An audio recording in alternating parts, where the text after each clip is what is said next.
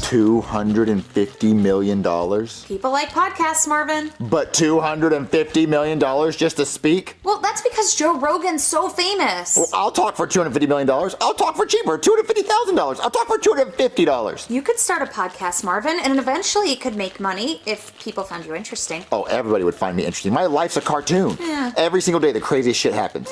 People won't believe the things I think about. Oh, you could always have Jeffy on your podcast. I'm not going to put Jeffy on my podcast. He never says anything smart.